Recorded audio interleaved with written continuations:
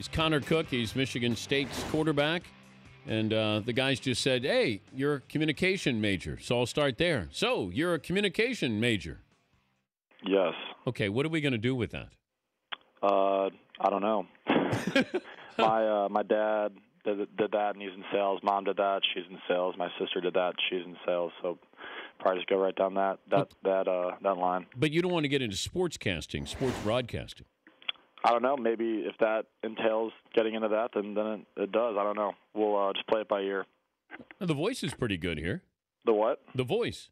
You think? Yeah. I don't know. I never thought that I had a golden voice, really. Well, I didn't say golden, but I said it's good. I mean, mine's golden. Yeah, you have a pretty good voice. Mine is Heisman. Yours is like Big Ten Player of the Year. When did you realize that your voice was like that and that you wanted to do radio stuff or TV? I was 12 when I knew I wanted to do sports. I just didn't know if I was any good. And I have my grandmother's voice, and so one of my other brothers has the same voice. So just lucky. I had no clue why I got it, and so I'm lucky.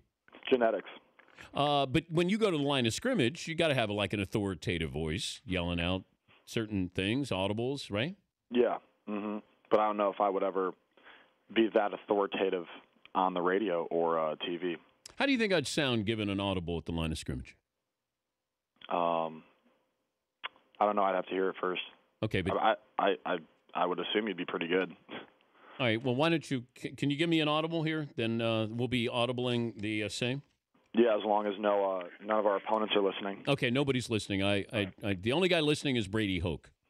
All right, so we have a play called. Say it's like a run play. We're gonna change it to a. I don't want to say that. Okay.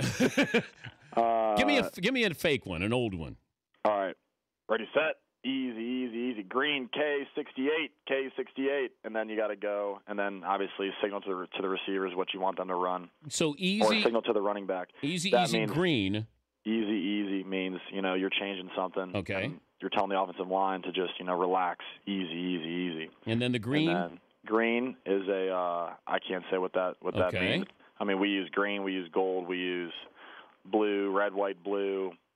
I mean, but just certain colors mean certain things. So then, I don't know if I want to say what that is on the radio. Okay, easy, green, and K68. Is that right? Yep. Okay. Easy, green, E68. Hot. What do you think? Yeah, it wasn't bad. Wasn't bad? Come on. You're just a junior in college. Maybe if you're playing in like Nebraska's Memorial Stadium, you'd have to be that loud, but maybe not in Spartan Stadium because when we have the ball, the fans are relatively quiet.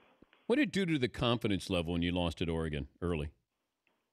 To my confidence level? Well, the team, I guess. I don't think it lowered our confidence at all. If anything, it made us hungrier. When you lose a close game like that, and you know that you were very capable of winning it, and you walk away, saying, hey, if we would have done this, we would have done that, we would have won. I don't think it hurts your confidence level at all. I think it makes you hungrier. It makes you, motivates you to go out there and play harder and to win every single game from here on out. Who's the best athlete in your family? Obviously myself. My sister, she's, fairly athletic, but, she's a girl, so I'm not more athletic than her. But and then my dad, was athletic, but, the older you get, the less coordinated. I don't know. He's probably going to be upset hearing this. The less coordinated you get. Wow. And we went from, going out and playing catch when I was in high school, freshman, sophomore, junior. And then senior, he couldn't even run routes, so he would just stand there. And then he went from snagging everything when I was a freshman, sophomore, and actually running routes to just standing there stationary and then would just drop passes. And, his hands are great.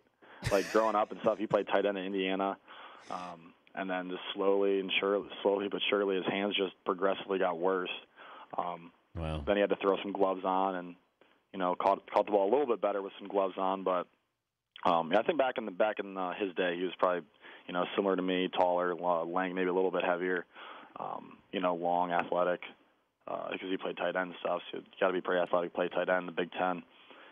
And then my mom, she's not that coordinated either, but she played basketball at Cincinnati. So I've never seen film of her back in her day, or film. No highlight tape or nothing.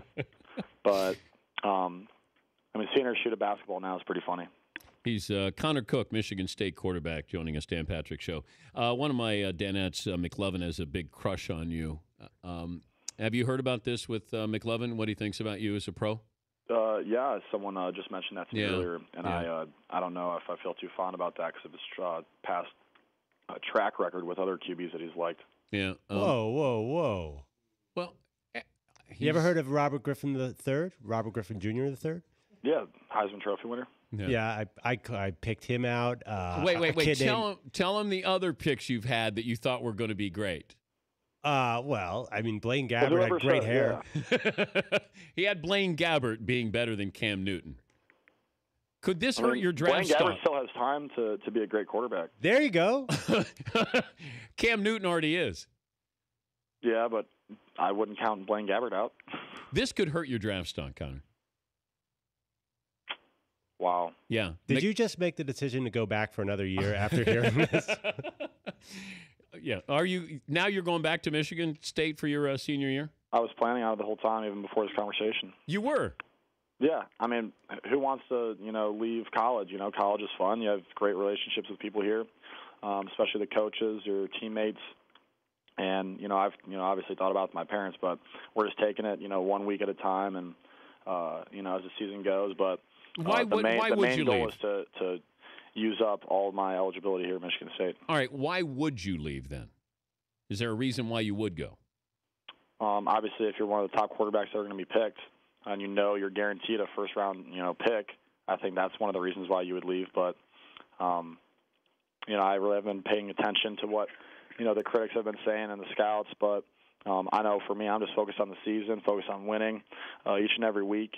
And then when it comes time to talk about it, then it's time. But looking at it, ever since I've been here, I've always thought about, using up all my eligibility, all my years here, and finish, my time here at Michigan State and never leave early. Do you hate Michigan? I don't know. That sounds like that's a nice yes. That's a nice yes. I don't want to answer that question. Do you dislike Michigan? Most definitely. Okay, when they have the spike and they have that on your turf and they put it in the ground, do you even notice what's going on that they have this spike or stake, whatever they have? I mean, I saw them, run out the tunnel and they all gathered up and were doing something, showboating, and I don't know what it was, but I saw them jam something into our turf. And you could say it upset us a little bit. I think you saw that in the first drive. And the post-game celebration, what exactly was that? Were you dancing? Yeah, it's a new dance move called the whip. Yeah. Whipping it. Yeah. You're driving a car. It's what they call a car is a whip nowadays. Yeah. And, last year was the nay-nay, and you throw your hand up and do whatever. And then now this year it's the whip or whipping it, so you act like you're driving a car. So that's what we usually do after a locker or after we win the locker room and stuff like that. And then, if I knew that cameras were there and that it was going to be on the BTN and the Journey or whatever it is, I most definitely, certainly 100% would not have done that. Have you retired from dancing? You know what? After something like this, possibly. Did you watch the College Football Playoff Committee, the rankings last night? No, I did not. But I heard that I think we're ranked number 8. Yeah. But I didn't see. I didn't really watch any of it. Do you care?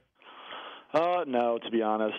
Like I've said before numerous times, the players here, the coaches here, us, we focus on things that we can control, and that's going out and winning every single week. And if it's meant to be, it's meant to be. We feel like if we, take care of business here and, make it to Indianapolis and play there and win there, then, everything else will fall into place. But, we've never paid attention to the outside sources and what the rankings are and who's ahead of who.